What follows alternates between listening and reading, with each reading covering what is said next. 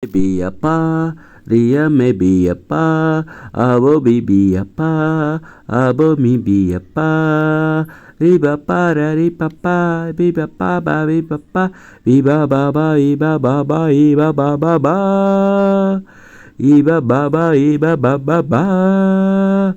Ia me be a pa, ia me be a ba, ia me be a ba ba iba ba ba iba ba ba bi. Bipama ba boo, bipama ba ba boo, bipama ba ba boo, ba ba boo ba boo. Abayama be a ba, abayama be a ba, bipama be a ba boo.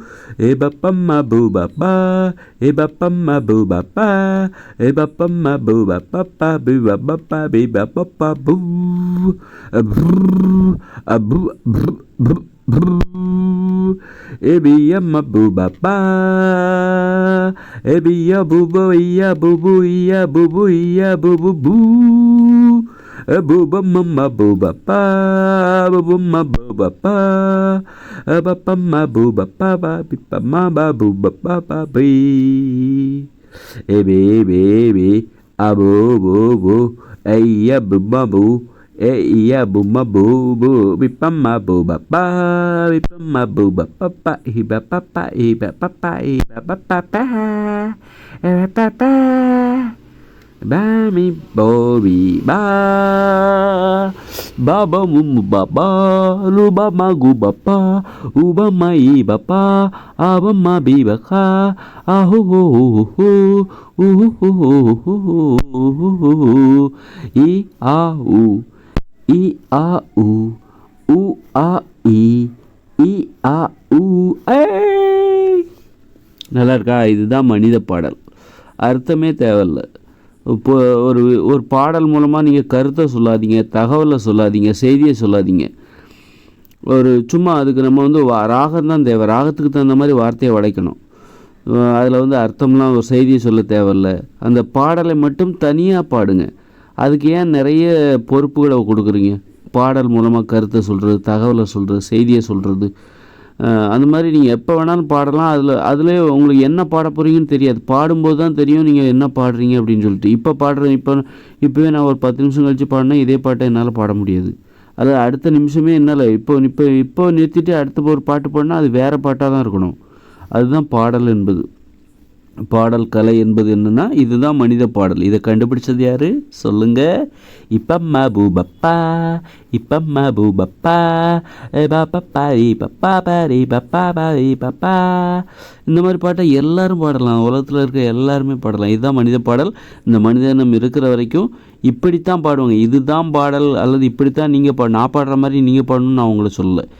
என்ன மாதிரி இந்த மெத்தடை சொல்கிறேன். இதுதான் இப்படித்தான் நீங்கள் பாடணும், இதுதான் மனித பாடல் அப்படின்னு சொல்கிறேன். அதில் கருத்தை சொல்லாதீங்க, தகவலை சொல்லாதீங்க.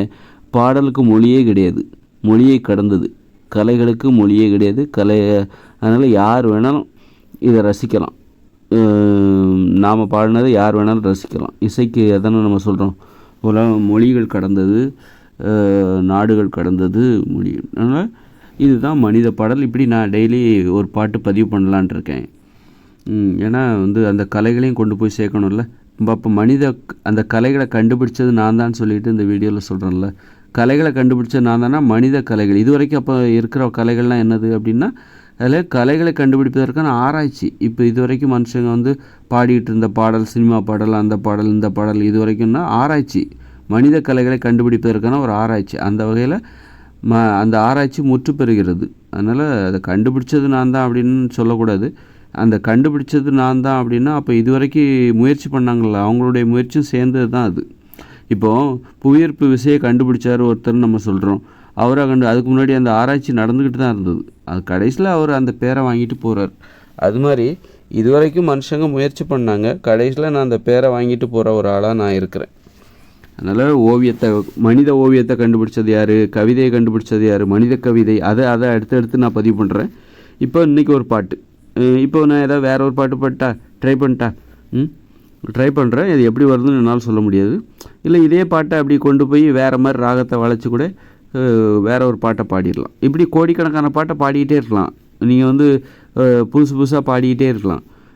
ஏற்கனவே பாட்டை பாடணும் அப்படின்லாம் கிடையாது. இந்த பாட்டை நான் மனசுலேயே வச்சுக்கிட்டு இது என்னுடைய பாட்டு அப்படின்லாம் அடுத்து நான் பாடினேன்னா அந்த புது பாட்டாக தான் இருக்கும். என்னால் நேற்று பாடின பாட்டை அப்படியே திரும்ப பாட முடியாது. இதுதான் புதுமைங்கிறது. இயற்கையில் ஒரு புதுமை பாருங்கள், கற்பனை வளம் நிறைந்தது. அதான் பாடின பாட்டையே பாடிக்கிட்டு, அதெல்லாம் சினிமா பாட்டு தான். அப்படி பாடின பாட்டையே பாடுறது, அது மாதிரியே பாட முயற்சிக்கிறது, அதெல்லாம் ஒரு பிழையான அணுகுமுறை. நீங்கள் பாடுற ஒவ்வொரு பாட்டும் புதுசாக இருக்கணும். இப்போ பேசுகிறீங்க, டெய்லி பேசுகிறீங்க, புதுசு புதுசாக தானே பேசுகிறீங்க. நேற்று பேசின மாதிரியே அப்படியே மனசில் வச்சா பேசிகிட்ருக்கீங்க. அதே மாதிரி தான் பாட்டுக்கும் அதே தான். பாடலும் நீங்கள் பாடுற ஒவ்வொரு பாட்டும் புதுசு புதுசாக இருக்கணும். ஒவ்வொருத்தரும் புதுசு புதுசாக பாடு. இந்த உலகத்தில் 800 கோடி பேர் இருக்கிறாங்கன்னா 800 டெய்லி ஒருத்தர் ஒரு பாட்டு பாடினா கூட 800 கோடி பாட்டு புதுசாகவே இருக்கும். அதுதான் மனித பாடல். மனித பாடல் என்பது அதுதான். அந்த அளவுக்கு இது மக்களின் பாடல். இது யாரானாலும் பாடலாம். இதை படிக்கிறதுக்கு பாடுறதுக்கு உங்களுக்கு தண்ணிக்குள்ளேருந்து முங்கி சாரீரோ காராமான்றாம் இப்போ பயிற்சியெல்லாம் எடுக்கணுங்கிற அவசியம் இல்லை. கர்நாடகா சங்கீதெல்லாம் தெரிய வேண்டிய அவசியம் இல்லை. போய் காலேஜில் போய் படிக்கணுங்கிற அவசியம் இல்லை.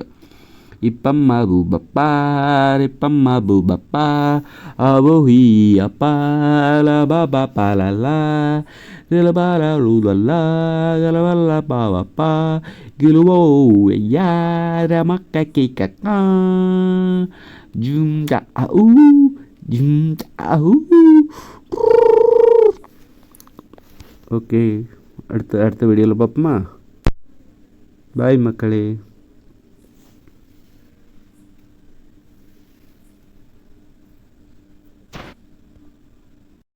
சோகப்பாட்டுலாம் இருக்குது. சோகப்பாட்டு, காதல் பாட்டு. நீங்கள் காதல் பண்ணும்போது பாடினீங்கன்னா அது காதல் பாட்டு, சோகமாக இருக்கும்போது பாடினீங்கன்னா அது சோகப்பாட்டு. அப்படி அவ்வளோதான். என்ன உணர்வு, என்ன மனநிலை இருக்கீங்களோ அந்த மனநிலை தானே நீங்கள் உங்கள் பேசும்போது. நீங்கள் சோகமாக இருக்கீங்க, அப்போ நீங்கள் பேசுகிறீங்கன்னா அந்த சோகம் தானே அந்த பேச்சில் இருக்கும். அதே மாதிரி தான் நீங்கள் சோகமாக இருக்கீங்க, அப்போ நீங்கள் டான்ஸ் ஆடினீங்கன்னா அந்த சோகம் தானே அந்த டான்ஸில் இருக்கும். அதே மாதிரி தான் நீங்கள் சோகமாக இருக்கும்போது ஒரு ஓவியம் வரைஞ்சால் அது சோக ஓவியம்.